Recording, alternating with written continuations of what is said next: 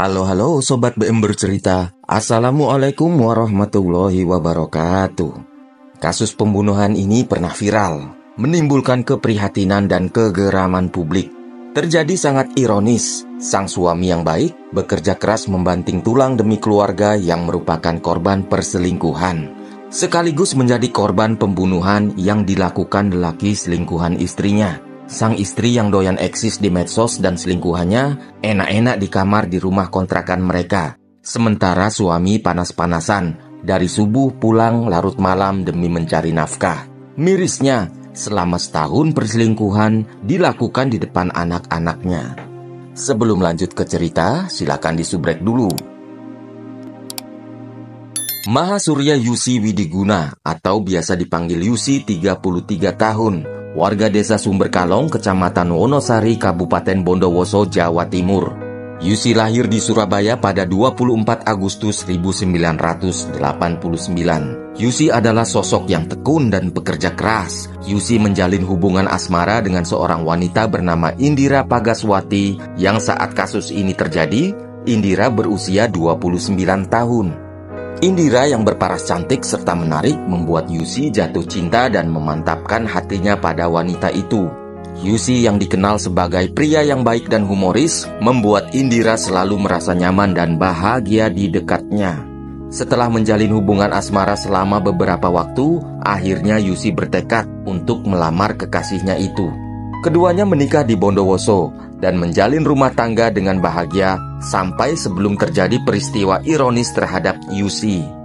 Pasangan suami muda ini dikenal sangat harmonis. Tak jarang mereka membagikan momen-momen kemesraan mereka di media sosial. Seakan menambah kebahagiaan keluarga mereka, Yusi dan Indira dikaruniai 3 orang anak, di mana saat kasus ini terjadi, anak pertama mereka sudah duduk di bangku SMP. Anak kedua masih SD, sementara anak ketiga masih balita.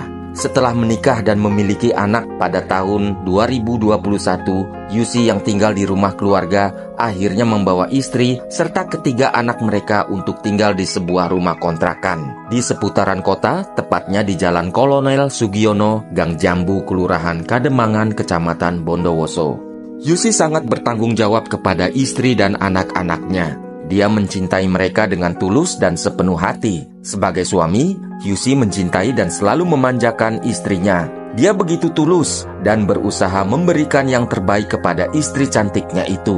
Para tetangga mengatakan bahwa selama ini tidak pernah mendengar pertengkaran antara Yusi dan Indira.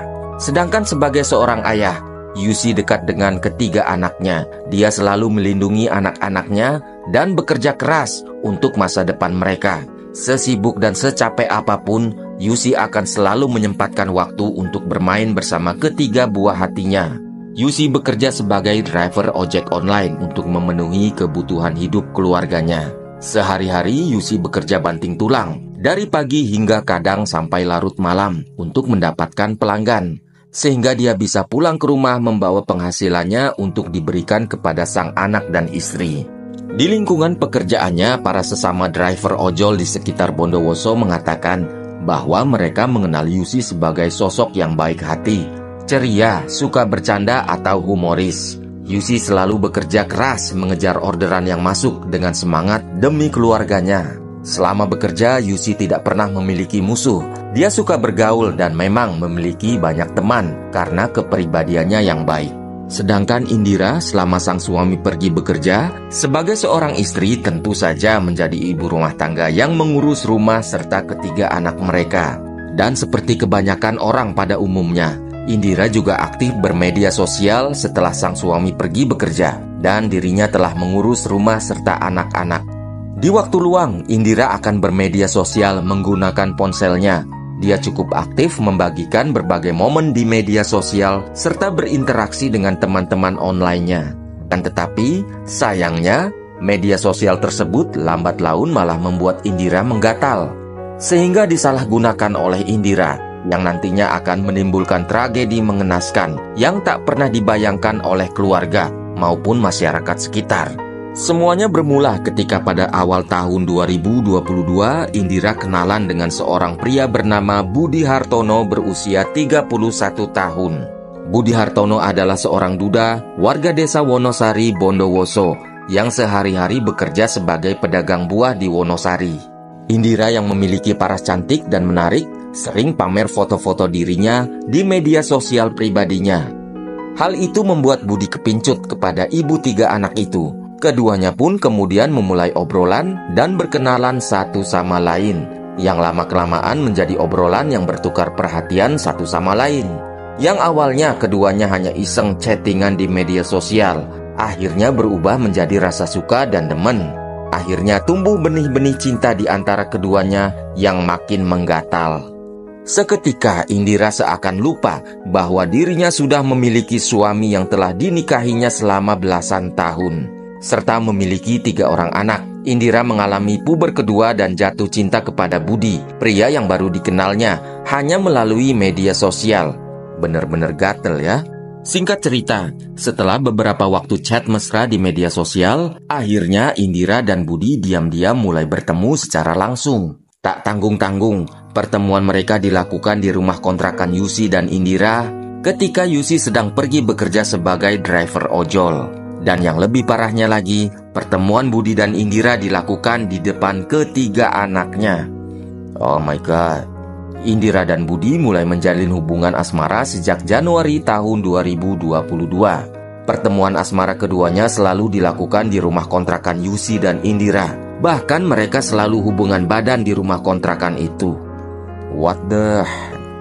Sangat disayangkan, Yusi sang suami baik hati pergi bekerja banting tulang untuk kebutuhan keluarganya, malah dihianati oleh istri yang selama ini ia cintai dengan tulus. Saya turut prihatin. Selama berbulan-bulan, Budi mendatangi rumah kontrakan mereka untuk menemui sang pujaan hati, yakni Indira yang menggatal.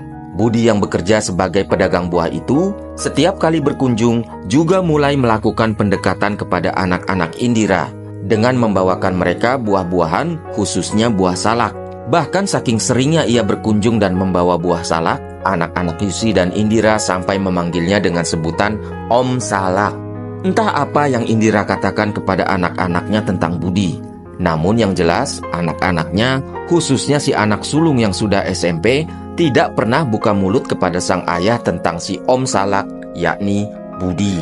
Meskipun sebenarnya si anak sulung mengerti kalau ibunya ada main dengan Om Salak. Oh, bocah ini kenapa ya? Apa karena sudah kena suap Om Salak? Sementara itu, Budi yang sering datang ke kontrakan tentu saja menarik perhatian para tetangga sekitar. Mereka penasaran dan bertanya-tanya, siapa sebenarnya lelaki yang sering masuk ke dalam kontrakan Yusi dan Indira ketika Yusi sedang pergi bekerja. Hingga satu waktu, seorang tetangga kontrakan bertanya kepada Indira, siapa lelaki yang sering datang ke kontrakan itu? Dengan santainya dan tanpa gelagat yang aneh kayak psikopat, Indira mengatakan bahwa pria itu merupakan kakak laki-lakinya. Mendengar itu, para tetangga percaya begitu saja. Dan sejak saat itu, para tetangga tidak pernah lagi curiga atau bertanya-tanya soal Budi. Mereka sama sekali tidak peduli atau merasa ada yang aneh, karena memang para tetangga baru mengenal Yusi dan Indira sejak 1 tahun terakhir. Setelah mereka pindah ke kontrakan tersebut, jadi mereka kurang tahu soal keluarga atau kakak beradik dari Yusi dan Indira. Sehingga mereka percaya-percaya saja ketika Indira berkata bahwa Budi adalah kakaknya. Selama berbulan-bulan, bahkan hampir 1 tahun menjalin hubungan asmara di belakang Yusi, Indira dan Budi menikmati kisah cinta mereka di rumah kontrakan itu. Keduanya bermesra-mesraan, main kuda lumping di dalam kamar. Indira masa bodoh dan gak memikirkan suami yang di luar sedang kerja keras. Kepala dibuat kaki, kaki dibuat kepala, demi mencari orderan sebagai ojol. Dan sedih bin ngenesnya, hampir 1 tahun itu pula, Yusi sama sekali tidak mengetahui permainan menggatal sang istri dengan pria lain ketika ia pergi bekerja. Bahkan saking tulusnya, curiga saja Yusi tidak pernah. Selama setahun, Yusi dipermainkan oleh sang istri yang dianggapnya sebagai istri yang setia. Tetapi seperti ada pepatah, sepandai-pandai tupai melompat, masih lebih pandai monyet memanjat. Sepintar-pintarnya bangkai ditutupi, baunya akan tercium juga. Sama halnya dengan hubungan kegatalan Budi dan Indira. Sepintar apapun mereka menyembunyikannya dari Yusi, satu waktu pasti ketahuan juga. Tetapi ironisnya, perselingkuhan Budi dan Indira tersebut malah akan berakhir dengan tragedi menyeramkan yang akan membuat Yusi berakhir tragis. Tragedi itu bermula ketika pada hari Rabu 30 November 2022, Yusi yang tak seperti biasanya memutuskan untuk pulang ke rumah lebih awal. Sepertinya saat itu Yusi merasa sangat capek, hingga ia memutuskan untuk pulang ke rumah lebih awal supaya bisa beristirahat. Dengan tubuh yang terasa lelah, Yusi pulang ke rumah kontrakannya di Jalan Kolonel Sugiono Bondowoso sekitar jam 3 sore. Setibanya di rumah, Yusi sudah merasa curiga ada sesuatu yang aneh dalam rumahnya. Kemudian mengintip dari celah jendela dan melihat istrinya sedang berduaan dengan Budi. Dalam keadaan naik pitam, Yusi masuk ke dalam rumah sambil membanting helm dan langsung ke kamar. Dia memergoki Indira sang istri tengah bermesraan dengan pria lain di atas ranjang dengan kondisi Budi tidak memakai atasan dan hanya mengenakan celana pendek. Melihat itu, Yusi yang dikenal sebagai pria yang baik sontak menjadi emosi dan naik pitam. Dia meneriaki Indira dan Budi sehingga terjadilah pertengkaran hebat antara dia dan Indira. Yusi yang kecewa dan tidak menyangka sang istri tega menggatal di belakang dengan orang katrok macam Budi. Kemudian tidak bisa mengontrol dirinya dan mulai memukuli Indira. Padahal selama berumah tangga, Yusi sama sekali tidak pernah kasar atau melakukan KDRT terhadap istrinya itu. Tetapi saat itu tentu saja kondisinya sangat berbeda. Yusi tidak bisa menahan emosinya. Dia terlalu kecewa dan amarahnya meluap, menggebu-gebu. Sementara itu, Budi yang masih berada di dalam kamar, aneh bin ajaibnya menjadi kesal, marah, dan merasa kasihan ketika melihat Indira sang pujaan hati dipukuli. Dan katanya karena tidak tega, maka muncul niatan di pikirannya untuk menghabisi Yusi. Seketika Budi mengambil pisau lipat di dalam tasnya yang telah ia bawa dari rumah. Setelah mengambil pisau di dalam tas, Budi kemudian keluar dari kamar untuk membuka pisau tersebut. Mengira Budi akan melarikan diri, Yusi segera menyusul Budi keluar kamar. Dan saat itulah Budi langsung menghujamkan sajam tersebut ke tubuh Yusi sebanyak 7 kali tanpa perlawanan, yang mengenai bagian dada kanan dan kiri, perut sebelah kiri bawah, 2 lengan kanan bagian dalam, hingga bagian ketiak. Seketika Yusi terkapar jatuh ke lantai, dan karena luka-lukanya yang parah serta kehilangan banyak darah, Yusi tewas di tempat. Yusi tewas di tempat dalam posisi tengkurap di dekat kamar mandi yang ada di bagian belakang rumahnya. Indira berteriak-teriak menangis histeris melihat suami yang terkapar. Warga tetangga berdatangan karena mendengar teriakan-teriakan dan kegaduhan. Mereka masuk ke dalam rumah. Warga yang datang menemukan Yusi yang telah terkapar di lantai dengan darah yang menggenangi tubuhnya. Setelah melakukan aksi sadisnya, Budi yang mulai menyadari kedatangan warga menjadi panik, lalu membuang pisaunya ke atas plafon rumah. Untungnya pada saat dia keluar rumah untuk kabur, warga segera mengamankannya. Segera warga melaporkan hal itu kepada pihak kepolisian. Menerima laporan tersebut, tim kepolisian segera menuju lokasi, mengamankan TKP dan membawa korban Yusi ke rumah sakit. Namun sayangnya, nyawa Yusi tidak tertolong karena memang dirinya telah tiada sejak masih berada di rumah karena kehilangan banyak darah. Polisi melakukan penyelidikan untuk mencari tahu penyebab kematian Yusi. Dan setelah memeriksa saksi-saksi, khususnya Indira, istri Yusi sendiri, polisi dengan mudah mengetahui bahwa Yusi menjadi korban penghilangan nyawa yang dilakukan oleh Budi Hartono, yang tak lain adalah selingkuhan istrinya. Dan motifnya tentu saja karena perselingkuhan. Budi dibawa ke Polres Bondowoso guna penyelidikan lebih lanjut. Di kantor polisi, Budi mengakui perbuatannya yang telah menghabisi Yusi karena katanya dirinya kesal dan kasihan melihat Yusi memukuli Indira. Kepada polisi, Budi mengaku telah menjalin hubungan asmara dengan istri korban sejak 1 tahun terakhir. Dan sejak saat itu, dia sering mendatangi rumah selingkuhannya saat korban sedang banting tulang bekerja. Di sisi lain, kepergian Yusi tentu saja meninggalkan luka mendalam bagi ketiga anaknya, orang tua, keluarga, teman-teman, dan sesama driver ojol di Bondowoso. Mereka tak menyangka Indira tega mengkhianati suami yang dikenal baik, sehingga membuat Yusi harus berakhir dengan cara yang tragis di tangan selingkuhan sang istri.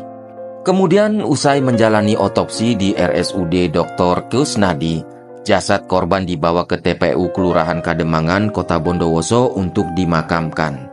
Ratusan pengemudi ojek online atau ojol mengawal jenazah Yusi ke tempat pemakaman umum untuk dikebumikan pada Kamis 1 Desember 2022. Isak tangis dan kegeraman mengiringi proses pemakaman korban. Dari hasil penyelidikan, polisi berhasil mengamankan 17 barang bukti, termasuk pisau yang digunakan pelaku untuk menghabisi korban, serta pakaian pelaku dan korban yang terdapat cairan merah. Indira Pagaswati, istri Yusi Sigatelan, menjadi saksi di persidangan dalam kasus kematian sang suami. Di persidangan, jaksa menuntut Budi Hartono dengan hukuman 15 tahun penjara dikurangi masa tahanan. Jaksa penuntut umum Kejaksaan Negeri Bondowoso menjelaskan, terdakwa terbukti telah melakukan tindakan kejahatan yang mengakibatkan hilangnya nyawa orang lain.